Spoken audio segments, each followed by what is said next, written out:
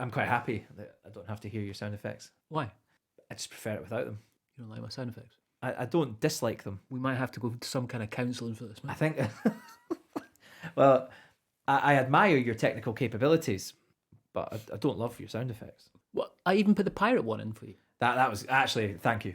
Yeah, that was nice of you. Anyway, Can we get on with the show? get on with the show, please.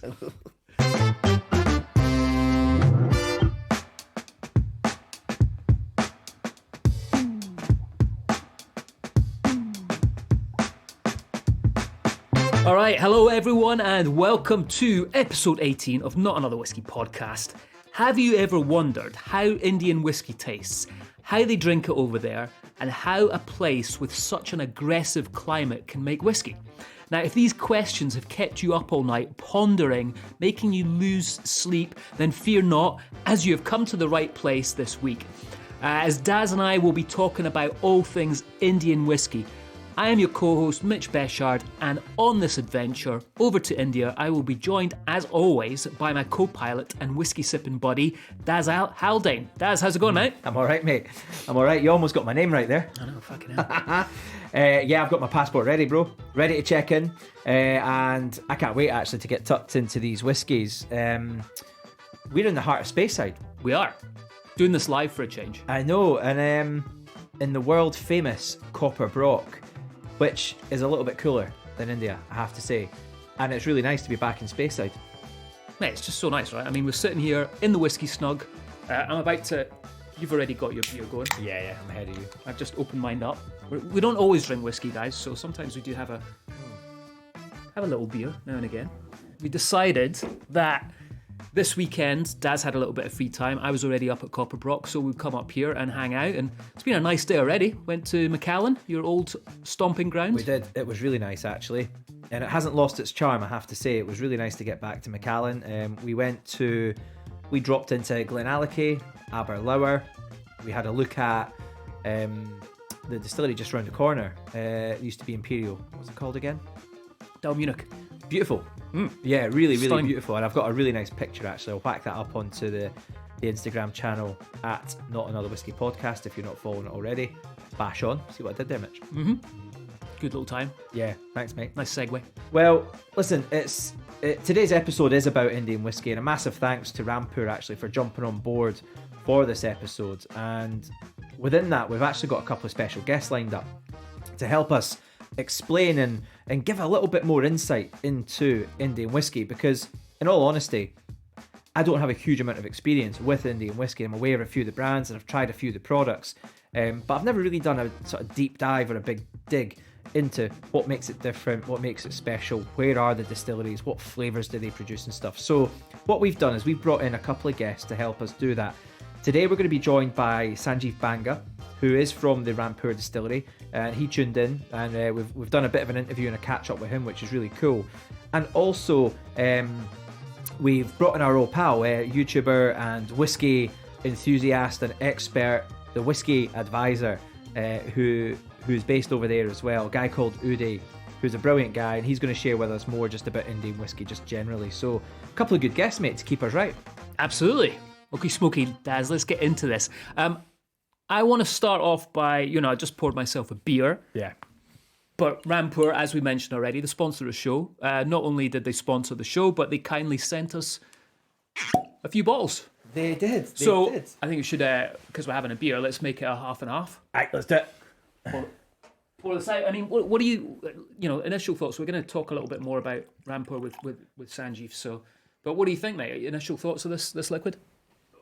So Indian whiskey generally, I probably became aware of it in about 2006 in terms of, good quality whiskies that were getting well reviewed and things like that. And we was just having a little dig around. Actually, John Hansel in the Whisky Advocate talked about Amrut as the whiskey that really showcased everything that Indian whiskey could be.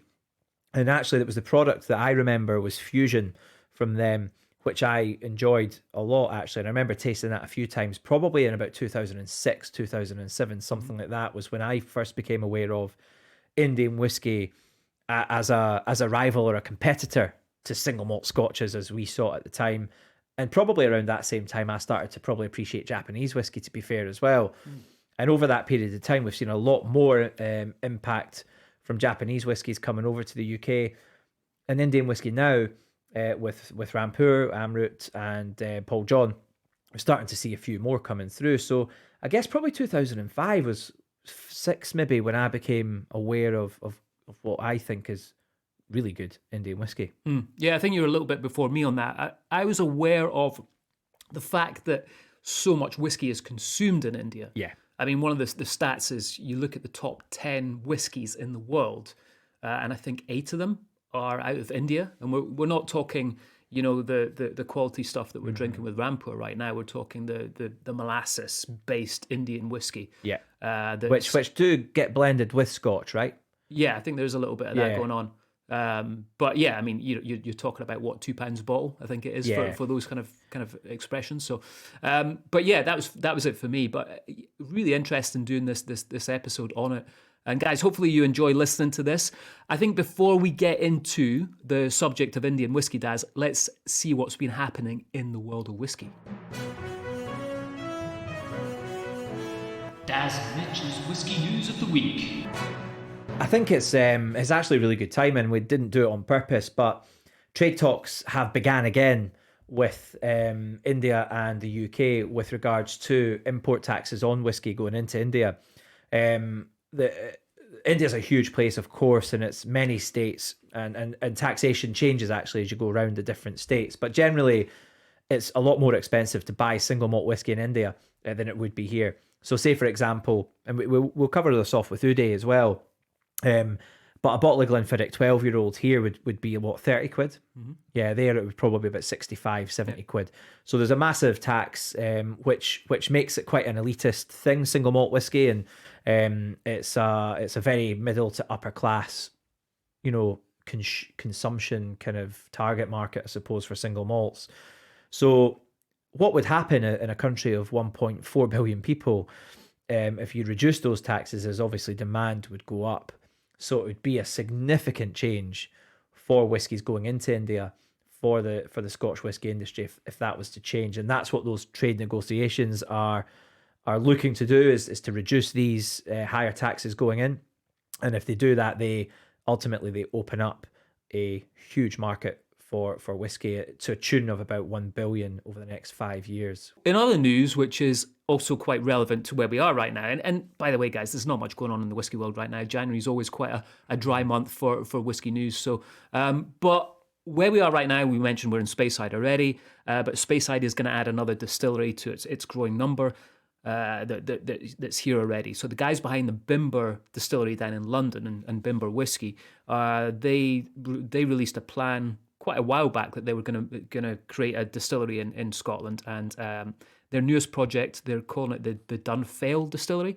It's going to be a small distillery, around about 200,000 litres per year, converted from an existing steading in Rothes, I believe. And they're going to, reading this kind of word for word, their aim is to shift perceptions of what Scotch whisky can be, adopting a single-minded approach to production, utilising time-honoured processes such as on-site floor maltings, traditional kilning, long fermentations, and direct fired stills. So there you go, okay. Another distillery in Speyside, because that's exactly what it needs. It hasn't got enough already. Now it's time for some interesting whiskey facts that definitely won't get you any new friends on a Friday or Saturday night while standing in a bar. Might work on a Monday or Tuesday though.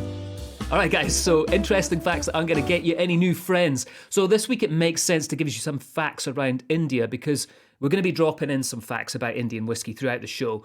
So we thought it would be cool for you guys to get some interesting facts about the country. So first one, India is actually the wettest inhabited place on Earth. Now, I thought this was Scotland, Daz, but apparently Meghalaya, I think it's pronounced. Mm-hmm. It's a village in India. It holds the Guinness World Record for the wettest place on Earth, with round about 11,873 millimetres of rain annually, and its monsoon season lasts 6 months. Yeah, that's pretty impressive. I thought it would have been Cowdenbeath or something like that, but maybe I'm wrong. Maybe they haven't measured it yet. Who knows? All right, India's got 22 recognised languages. I'm sure it's got tons more than that It's, the numerous languages are spoken and the dialects that sit within that. Santali, Kashmiri, Bengali, Tamil, Urdu. However, the official languages are English and Hindi. Did you know that? No. I wasn't aware of that. India also has the world's second largest population of English speakers. First is the United States, and then Indians using their own regional languages as well as English for backup for easier communication. India is ranked the second most populated country in the world, second only to China. So India has roughly 1.37 billion people, and the numbers keep climbing. It's estimated that by the year 2050, India will have surpassed China to become the most populated country in the world. Yeah, it's massively diverse as well, obviously. 80% in Hindu, 15% Muslim, and then millions more Sikh or Christian or Jain. The popular game Snakes and Ladders, do that again. The popular game Snakes and Ladders originated in India, which I didn't know. It was first created to teach morals and lessons about karma in the way that young children would understand and remember. So there you go. There we are. How's your Snakes and Ladders, Mitch? I kill it. Are you good at it? I was the under 14 champion of Scotland. That's unbelievable. India has the highest population of vegetarians. Happy days. It's estimated that between 15 and 30% of India's population are vegetarians. Shampoo originated in India. The word shampoo comes from the Sanskrit word champu, which means to massage. So the very first forms of shampoo were ground herbs mixed with water. Yeah. First time we've talked about shampoo on this show. Well, you don't have a lot of reasons to talk about shampoo, Mitch. Around 70% of the world's spices come from India. It's by far the largest producer of spices. Some of the best known spices, of course, are turmeric, cumin, saffron, and lovely chilies and chili powders. Bollywood is the largest producer of films, surpassing Hollywood. On average, Bollywood produces around about 1,500 to 2,000 films every year. So there you go. There's some interesting stuff about India that will not make you any new friends. Right, so let's get back to some whiskey chat. I caught up with my mate Uday, who is the Whisky Advisor in India. So he's a full-time whiskey consultant. He trains people. He runs educational courses. Check him out on Instagram. Check him out on YouTube. But here's the interview, and here's what he had to say about whiskey in India. You, the Whisky Advisor, Uday, are a whiskey expert within India who talks to lots of different distilleries, and your passions come through from Scotch. Is that right? Oh, absolutely. It actually stems from seeing my granddad drink the Glenfiddich 12 at home when I was probably 5-6 years old onwards. So I've been drinking Scotch for a while, and it's really good to see quality Indian single malts on the market as well. Yeah. And what about in India then? For those listeners who haven't been, what is the perception of single malts, particularly in India, from Scotland, but also from India as well? It's a good question. I'd say in India, single malts are considered, the pinnacle of whiskies. But if you look at the larger market, they're not really people who can afford to have a single malt. So India, most of the Indian consumption is a very low-end mass market whiskey. It's only when you go up the, the income classes that you get to the people who even know about single malt. And then who can afford it. But the good news is that segment is growing constantly, and there's a lot more demand for Scotch single malts and a lot more awareness of the quality Indian single malts as well.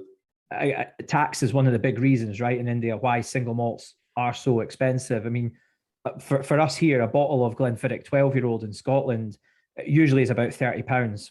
I mean, how much would that cost me in India, given the taxation? So let's just do, use 100 rupees to the pound as a comparison. So where I live in Tamil Nadu, which is in the south of India, it's about 62 pounds, more or less. Right, okay. And that can vary widely from, say, 30 up in Gurgaon, all the way up to possibly 80 pounds or possibly a little more. Yeah, so the taxation is basically double or even more in certain states, yeah. Mm-hmm. Yeah.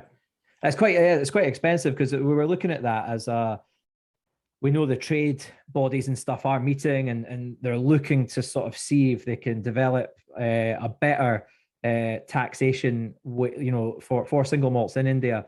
That's a conversation that's gone on for quite a long time. We're hopeful. What are the chances of it happening? Um, your guess is as good as mine. And I've spoken with so many people, right from retailers to producers.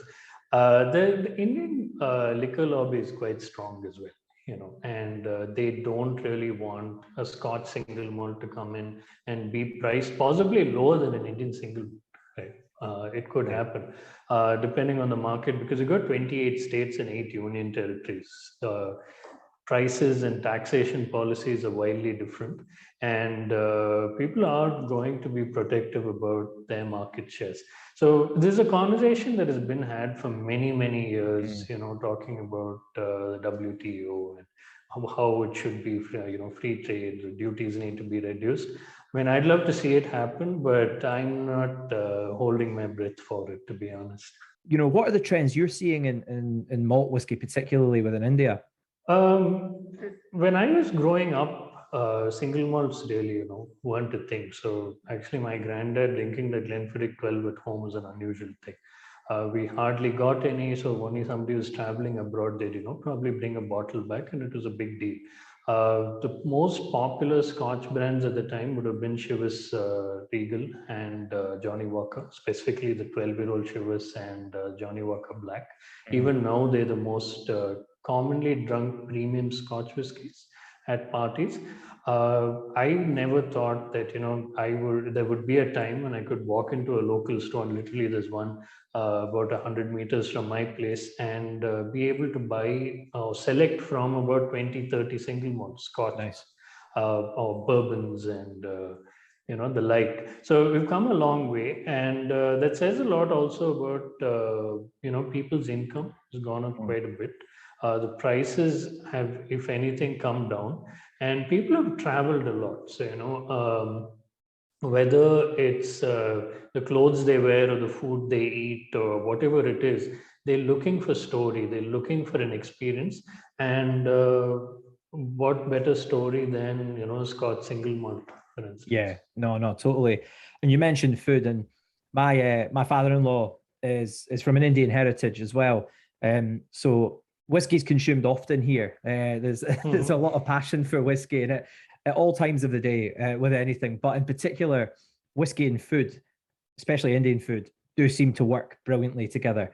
Is that generally how you see the consumption of single malt? Is it usually very sociable group sort of session with food and things like that involved? Generally in India, what happens is food and drinks don't really go together as much as the West. So for example, I used to live in Spain for a few years, and wine at the dinner table, carry your drink to the dinner table. For us, historically, it's been have a drink and then go have a meal, and then maybe have a drink after, right? Yeah, that's the same here. It's the same in Scotland, because the Spanish and the Italians are so cultured. These things are like drink and food are totally interwoven. I always talk about it here in Scotland as like food and drink. They're like different sports, we do one or the other. We tend not to do both, But it's changing in a small way, Changing anything in the Indian context, when you come from a country of 1.5 billion people, change is slow, but large numbers, even within in small percentages, are still large numbers, right? So there are people who are looking at, pairing whiskey with food. I keep getting these requests, but it's very tricky, like let's say a butter chicken could be made 100 different ways. And how do you pair a whiskey with it? And that dish could have 30 different spices. So it needs to be done, very carefully. But when you do manage to pair an Indian dish with a whiskey, it can really sing. You're right.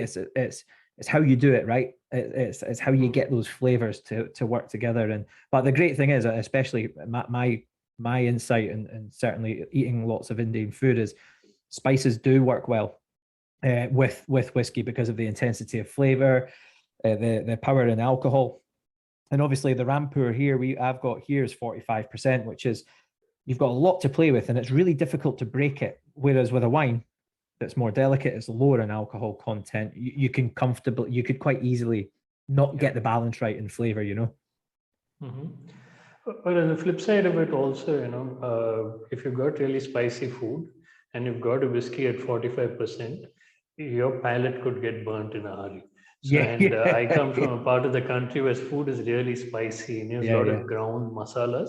So yeah, I mean, it could go either way, but at the end of the day, you got to sit down with the chef and figure it out. I think the easy way out also is to do highballs with really, really spicy Indian food and warm weather. That's kind of a nice gateway because not many people have been to, like say, a whiskey pair dinner, right? So you don't want to chase them off at the get-go. So kind of get them in smoothly and then do more dinners with them. Yeah. That Rampur, the double cask will work well in a highball for sure. Yeah. And see, when you're making a highball, are you just using ice and soda? Yep. Yeah. Generally, sometimes a little bit of ginger ale, possibly, but more or less, just ice and soda. And ice and soda is a very common drink here in India, because of our weather and summers. But whenever I do an event and I say I'm going to put a single malt in a highball, I get some interesting reactions, I have to say. But it's changing. It's changing slowly. It's changing. Yeah. That's good. We're seeing some similar things here. What are you excited about coming from Indian whiskey at the moment? Is there a few little things that you're seeing that are giving you real hope that the reputation internationally of Indian whiskies going in a great direction?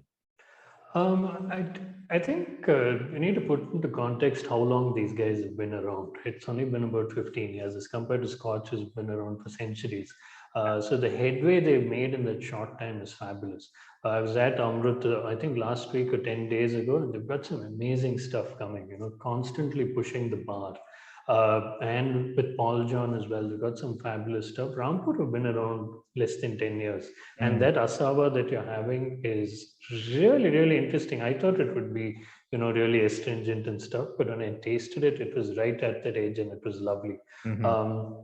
And we've got a few other brands as well. We've got the old Solon distillery that has Solon Gold. I hope they come up with something more interesting. And we've got a couple of other single malts called Kamet and Indri, which come from just north of Delhi. And their master blender is Mr. Surinder Kumar, who used to be the master blender at Amrut and put Amrut on the world map with the fusion and the other whiskies. And I'm told that there are more malt distilleries coming up and possibly even one by a major Scottish brand. Right. Can't really talk about it, but there are 22 malt distilleries in India. Right. And Diageo is launching their peated single malt soon. So if the big boys start getting into it, it could really, really catapult the category. I mean, there are risks as well because our laws are not as, what do you say, stringent as say Scotch laws would be. Like Paul John, Rampur, Amrut, all these guys have the same. I mean, they follow kind of like the SWA kind of rules, right? Matured for 3 years and oak and all that, but it's not a requirement. So there needs to be some protection for the category for sure. And I think with the big guys coming in as well, hopefully that momentum would lead to it. That's it. Well, that's right. I mean, if you've got 22 distilleries already and maybe 5 or 6 coming up in the next couple of years, that's a significant industry. So a lot of those distilleries are just producing bulk malt for blending, for the mass market brands. They're not really focused on quality. But like the Diageo distillery in Ponda, in Goa, where the single malt is coming out, has quality stuff. And I haven't been to a lot of those distilleries because they're industrial plants, you don't really get to go into them. But even if in the next 10 years or 5 to 10 years, we've got about 10 malt distilleries, I think that's going to be a big deal. Yeah, no, that is a big deal, definitely. And a great reason to come to India and explore, those whiskies and see that category. Because what I was quite taken by with the Rampur, the Asava in particular, was that's an Indian red wine cask. It's not a French red wine cask. It's not Spanish red wine. Wine's from India. And we saw that with Japanese whiskey, is, quite often at the start, they're not replicating, but they're using quite a lot of Scottish techniques. They're using peat, they're using, some of the techniques that we're using here. But now we're seeing these influences from India really impacting the quality and the flavor profiles of these whiskies. And that's when it gets really interesting. That's the bit that I'm most excited about. Absolutely, and also geographically, because even if you see the whiskies that we have now, so Amrit comes from the Deccan Plateau in Bangalore, Goa comes from by the ocean in Goa, and you have Rampur all the way up north. And there are people with plans to set up distilleries in Himachal, and Himachal's weather is closer to Scottish weather than where I live. So I think there's multiple elements that could come into play, and could be a very rich landscape potentially. Definitely. Whiskey regions in India even, Yeah. I mean, I'd love for the day to come, because I tried setting up a whiskey tour with 2 distilleries, didn't quite work out. So I'm waiting for the larger whiskey tour to come into place. Brilliant. Well, look, if you want to stay in touch with Uday, it's the Whisky Advisor on Instagram, and also the Whisky Advisor on YouTube. Check out his videos and his tastings, and also just keep in touch through social media. Uday, thanks so much for joining us, man. Thank you so much, Daz. It was a pleasure. Good thing about that, Daz, is you managed to record that and get it over to me so we could put it in the show. Well done, mate. No, that's you put it in my KPIs for 2022, and I hope I get a bonus or something like that at the back of it, mate. So we've also got another guest on the show today. As we mentioned at the start of the show, it's sponsored by Rampur Whisky today, and we had the great honour to be joined by Mr. Sanjeev Banga, who is the president of international business for Rampur Whisky. Sanjeev has a wealth of knowledge on Indian whisky and is going to talk us through the amazing liquid that is Rampur. Sanjeev, welcome to the show, and great to have you with us today. Thank you, Mitch and Daz, for the opportunity. And it'll be lovely to talk about Indian whiskey as a category, and more specifically, the Indian single malt, which is an emerging category. So as you may be aware, and a lot of your podcast viewers and listeners would be aware, India is a huge beverage alcohol market.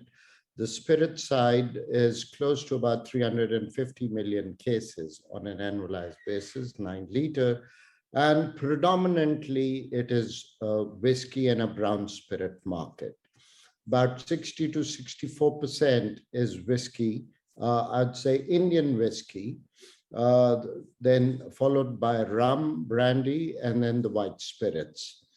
In the whiskey category, we actually learned the whiskey making from the British and the Scots when it was part of the British colony over here. And then we've tried to perfect that art and maybe take a notch higher than the Scots over there. No, but it's a very robust industry per se. Organoleptically, it's very similar to the Scotch whiskey. It's fruity, floral, easy drinking whiskeys. But till about 20 years ago, before the multinationals came into India, most of the whiskey, most of the spirits in India were made out of sugarcane molasses, which typically, as per the UK or the Scotch regulations, cannot be termed as whiskey. But India being a sugarcane growing market, a very large market on that. So rum was obviously made out of sugarcane molasses, and then the Indian distillers started making whiskey as well from sugarcane molasses blended with Scotch malts. And you had something which was organoleptically very similar to Scotch, but at a much more reasonable price than the Scotch whiskies. And also there was no aging norm, so to say, for Indian whiskeys. So most of the whiskeys were non-aged. However, that was, as I mentioned, about 25 years ago, once the market dynamics changed. And in fact, as a company, Redigo Ketan, we were the first ones to introduce a whiskey which was a grain-based alcohol and then blended with Scotch, a brand called 8 PM. And in the first year itself, we clocked 1 million case of that. That's a good launch, no? Absolutely, absolutely. And considering we have a very small population of just about 1.3 billion people. And since then, the whiskey or the beverage alcohol space has matured, improved, perfected quite a bit. And you now have some of the world-class whiskeys being produced out of India. You have the multinationals all in India producing grain-based whiskeys as well. So are we at Redico Kedan and a couple of other places as well. As I said, whiskey is a predominant category in India, but then the other categories are also growing. So it's a very healthy market over here in India. And the Indian brands are now accepted the world over as well. And it is not only confined to the Indian diaspora, but to the mainstream consumers as well. So whether it is a whiskey or a vodka or rum or brandy, so across the board, these are acceptable to the global consumers. And the big thing is the Indian single malt category. Just to let you know, Rampur or Redico Ketan, it was earlier known as Rampur Distillery. We were established in 1943. So that's about 78 years ago. And we started our malt distillation about close to 30 years ago. So we have the sugarcane molasses distillation, we have grain distillation, we have malt, and we also have a craft gin distillation. Put together all the locations that we have, we do close to about 13 million liters of alcohol every month. So that makes us one of the largest distillers in Asia. So going back to our malt distillery, we started that about 30 years ago, and we've been aging malt since then. Primarily was being used for our own blends. We would produce the grain alcohol and blend it with the Scotch malt and the Indian malt, and we were doing our local whiskies over there. But then we wanted to come up with our Indian single malt only when we were sure this is the perfect blend to share with the world. So it all actually happened in, I still distinctly remember, November of 2015. We were at the distillery and a master blender came up to us with a malt. He said, why don't you try it? And the whole management team were there, and we took a couple of sips of that, and we all fell in love. And we said, yes, this is the one we need to bottle. And that's how Rampur Indian Single Malt came to life. This was November, and in April of 2016, we were ready with the product and we launched it in Las Vegas. So it's been a very interesting journey for us since then. Though I must at this point in time say we were not the first ones to come up with an Indian single malt. There were two other players who were there in the market.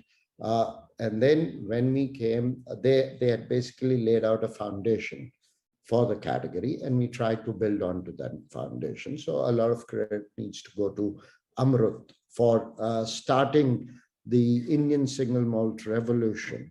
And we've tried to, both Paul, John, and us, and Rampur, try to build on the heritage or the start that we've got. And we're pretty happy about it. All the Indian single malt producers, we work fairly in tandem because it's a niche category. I was going to ask you that, because when we think of Scotland, the blending side of the business, there is a lot of collaboration between the various producers because we need different flavors to create these different blends. And I was going to ask you, how competitive is it between yourself and Amrut and the guys there? It sounds like already you're very collaborative, and if you all win, the whole category wins, right? Absolutely. The whole idea, as I said, it's a nascent, as a category, it's a very nascent stage at this point in time. And, the other good thing is that we're located in north in the foothills of Himalayas. Amrut is in Bangalore and Paul John is in Goa. So they are all weather condition wise extremely different. The soils are very different as well. So each one of these malts has a very distinct, unique flavor about it. So we are, in that sense, not competing with each other. In fact, we are collaborating, working together to create the Indian single malt as a category. And our brands are currently available, all the other brands that we produce, in about 85 countries right now. So for us to move our single malt was not that difficult across the globe, but it's strictly on allocation. So we haven't actually gone to all the 85 countries. Right now, Rampur and the various expressions of Rampur are only available in about 43 countries because it's on allocation. So we're just trying to feed the key markets rather than expand it over here. Yeah. As one thing I was actually looking at, and congratulations, your Asava product was recognized as one of the top 20 whiskies released last year by Whisky Advocate, or this year actually, in 2021, which is a brilliant accolade. And you're up there with some great names as well. You're looking after international markets in your kind of job and your day job. And how is the reputation of Indian whiskey internationally across those markets? It seems to be improving every day. Absolutely. And in fact, as you mentioned about the top 20 for Rampur Asava, in fact, in 2017, Whisky Advocate, the first expression of Rampur Select, was also amongst the top 20 in 2017. So we've been consistently getting accolades and acceptance world over, whether it is a double gold or in fact, Select got the double gold at the the San Francisco Spirit and Wine competition as well over there. So, you know, what we've tried to do in all the expressions of Rampur is to retain and offer something Indian to the malt consumers. Everything that in terms of the liquid is Indian. We use a 6-row North Indian barley. The cask, yes, of course, we use the first fill bourbon cask for the maturation. That's the soul of that. Being based in foothills of Himalayas, we have access to the Himalayan groundwater, the soil, the air. They all lend a unique character to the Rampur single malt. And that is the soul of Rampur is retained in all the expressions. So for Asava, we went a further, which is our 5th expression of Rampur. We wanted to add a bit more Indianness to that. So it was, yes, matured in the first fill bourbon cask, and then we matured it in an Indian wine, Cabernet Sauvignon cask. Yeah. So that's the first time a single malt has been matured in an Indian wine cask. I tasted that the other day. It's so delicious, and it really was.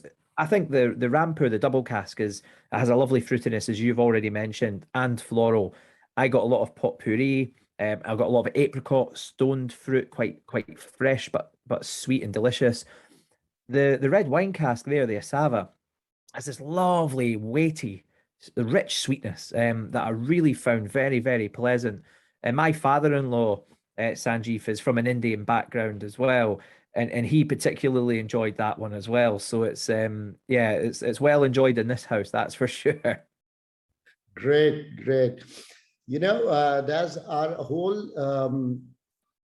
our motto, or the driving force for us is that India, there's a mystique about India.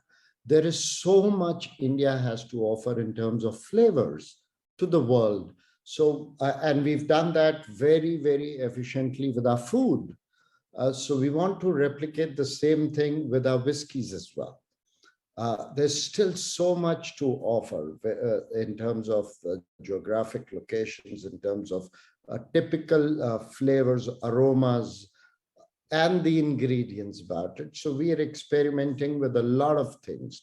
And as the whiskies are aging and they come out of the cask, we do expect some very unique, very Indian flavors, aromas that we will be able to share with the world. So the whole idea is we don't want to be a country cousin of a Scotch whiskey or something. Yeah. We need to create an identity of our own. And it's very heartening. The other players are also working on similar lines to offer unique products, innovative products to the malt connoisseurs. And tell me, in India then, how, I'm very conscious that food and drink are you do them together. You know, they're great dance partners. With good food, you guys tend to drink whiskey. Is that right, rather than wine? Yes. Yeah. Yes. The fact, as I mentioned, it's the spirit side is about 350 million cases, and the wine is still very, very nascent over here. But India is now producing some world-class wines as well. But it's still a very small category in terms of the overall volumes. So what I'm thinking is, what should I be eating alongside my Rampur double cask? You know, what's the perfect kind of combinations? Are we going to stay with Indian food, or would you recommend it with something else? What's your recommendation? The good thing about all the expressions of Rampur, they're easy drinking malt. Yeah, they are. Yeah. They're not very complex malts. We were very clear. We don't want the consumer to keep thinking, what am I drinking? We want you to enjoy your drink. And luckily, most of the expressions of Rampur go very well in all kinds of food. Yes, Indian foods, it definitely goes, but it also goes with cold cuts as well. It also goes with sushi. Yeah. So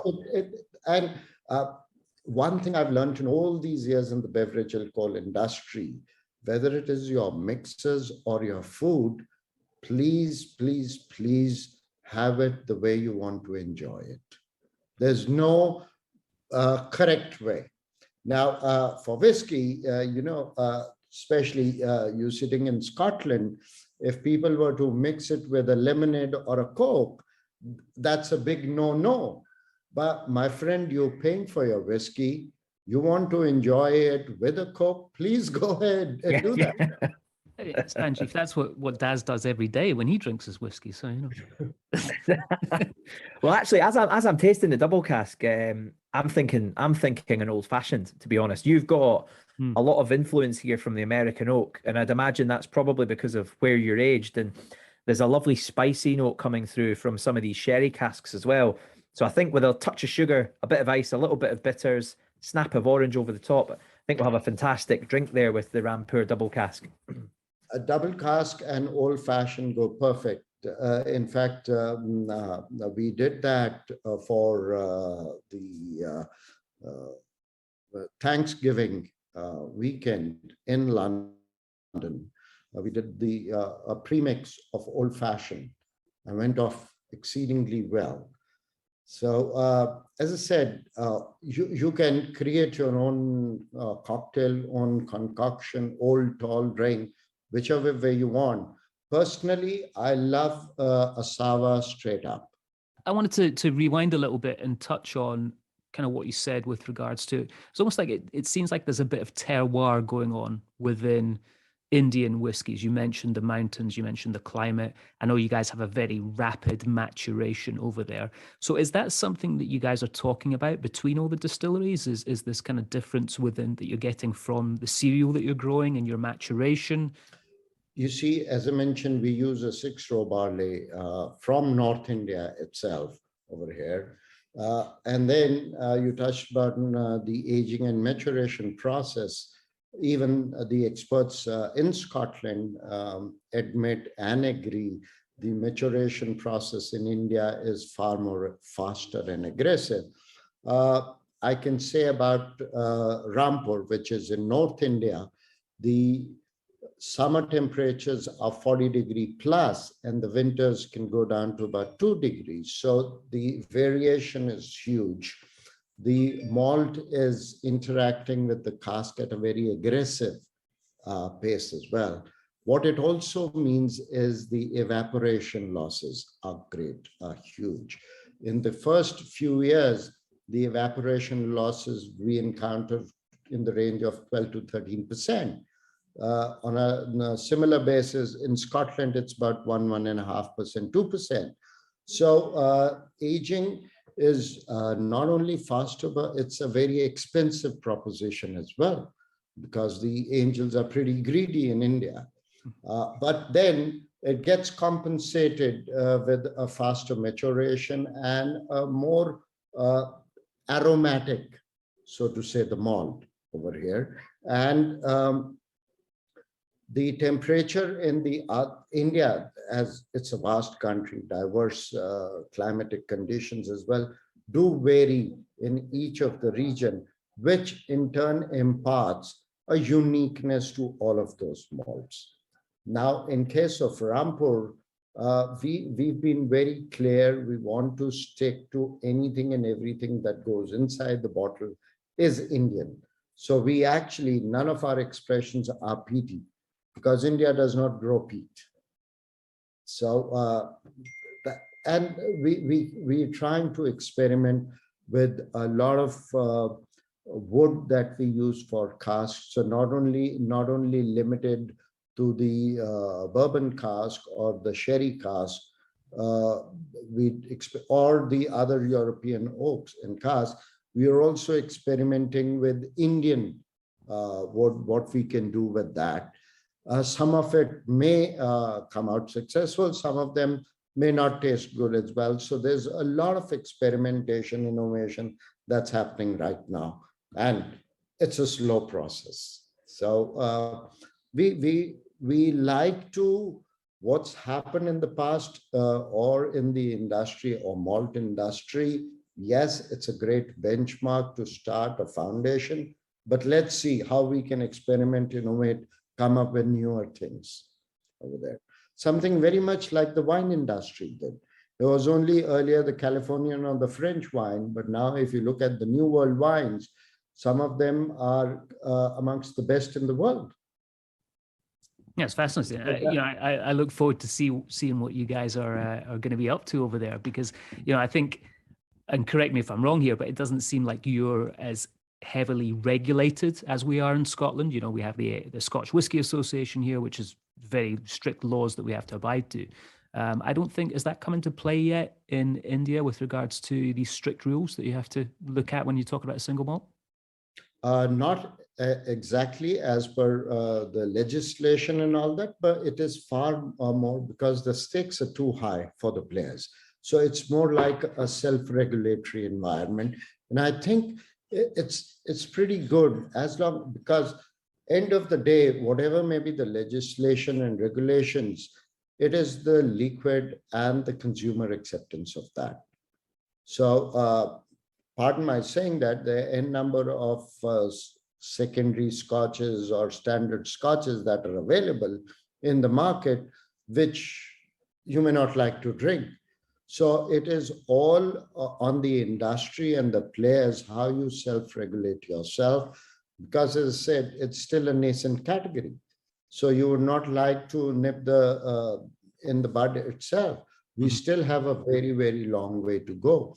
And we all, I think the world over, everyone looks at the Japanese whiskey as the benchmark, that what they've done all these years with the category. That's something that one should aspire and try to emulate with the Indian single malt as well. And what do you see the future, or what would you like to see the future looking like for Indian whiskey? I think I'm very positive about it. The fact is that there was only one player, and then it took 8 years for the second player to join in. And then 2 years later, we joined into that. And now we see a lot of other Indian distillers also trying to come up with the single malt. As a category, it's great. The more people come in, the category starts expanding. But then, yes, you're absolutely right. One needs to be a little careful of what we are bottling over there. And I think as it's a free market, eventually it is the consumer who decides over here. So even though there may not be any legislations per se on that, but the consumer is and the acceptance of the liquid by the consumer sets the norms. So I would say we've not even started. There's a huge ocean of opportunity that's available. And as I mentioned, we are strictly on allocation, Rampur strictly on allocation. So it's still going to be a long time before we are able to feed the entire demand or open up newer markets. We're not even opening up newer markets over here. So it's an uncharted territory so far, but very positive opportunity. So as I mentioned, we started off with Rampur Select, which was all first fill bourbon cask. The second expression that we launched was Rampur Sherry PX, which was a limited release of only 48 casks. It was, again, the first fill Rampur from the bourbon cask was finished in a PX cask for about 9 months over here. That was only a limited release. Then the third expression that we launched, which Mitch, you just tasted, is the double cask, which is 2/3 of its life in American bourbon and 1/3 in sherry oloroso. Gives a more balanced feel about it. The fourth expression that we launched was to commemorate 75 years of Rampur distillery. So we launched the Rampur Signature Reserve, which were only 400 bottles worldwide, numbered bottles, which we actually launched them at the Whisky Show in London when we were still allowed to participate in person. Real life events. I'm sure there's lots of that left. No, in fact, finally we got 2 bottles for the daily duty free, and they got sold off within a week of their listing as well. And each one of them was at about $1,400 a bottle. So there were 400 bottles, all got sold off that as well. And the fifth expression is Rampur Asava, which as you've tasted. This is the, as I mentioned, first time in the history of single malt finished in an Indian red wine cask. And we have a couple of other expressions in the pipeline, which will be coming out. I was just going to say there as well, I'm massively impressed with your the condition of the whiskey that you release also. Good ABV. The double cask here is at 45%, non-chill filtered, full of flavour. It's our whiskey lovers are absolutely going to love these single malts if they haven't tried them yet. So it's been really pleasant enjoying these whiskies with you. Yeah. And let me also mention that, because initially we used to be asked this, what is the age of the whiskies? But none of Rampur expressions carry any age statement. The simple reason for that is that aging is about 3 to 4 times faster in India than compared to Scotland. And let me assure you and all your listeners as well, each expression of Rampur is aged for a fairly long time. But say if we age it for 10 years, it is possibly equivalent to a 30 or a 40-year-old Scotch. So legally, we cannot write 40-year or 30-year-old. So why undermine your product? For us, age is just a number. The most important thing is how you find the liquid organoleptically. And we're very particular about this. We like to put the liquid to your lips and through that go to your heart. No, it's amazing. Sanjeev, thank you so much for being on the show. And, you know, we know you're a busy man, so we really do appreciate you taking the time to talk to us about your fantastic whiskey that you have here. Thank you extremely much, both Mitch and Daz. All right, so that's it for the episode, guys. We hope you enjoyed that little insight into the fascinating world of Indian whiskey. Daz, did you learn anything? Yeah, I did. I'm massively impressed with the double cask. Yeah. Really enjoyed it, and actually, I had the Asava with a little cigar, and I do think that worked really well. I loved a little influence from red wine.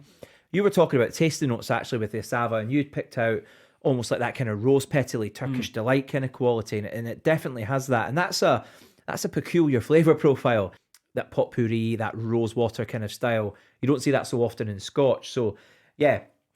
I think it's a big eye opener, and that's been the great thing for me about doing these episodes is doing a deep dive into different whiskies from around the world, and that's one of the plans for this year. Yep. I think we're going to look at European whiskies, Aussie, Kiwi whiskies as well. Get into that, so I think it'll be really interesting to go on that journey. And get us out of our Scottish whiskey comfort zone. But no, totally, I agree. I think traveling around and with the world and the way it is, with the sharing of information and the passion for whiskey growing around the world, we're going to see more and more of these distilleries popping up in more and more locations around the world. And yeah, I'm really delighted that we got to try these Rampurs. So absolutely, yeah, it's good to catch up as well with you, mate. But guys, thanks so much for listening to this episode. Until next time, may all your whiskies be golden and luscious, just like Daz's flowing locks. Oh, mate, that's nice. Cheers, mate. Good to see you. Yeah. Oh, I'm blushing.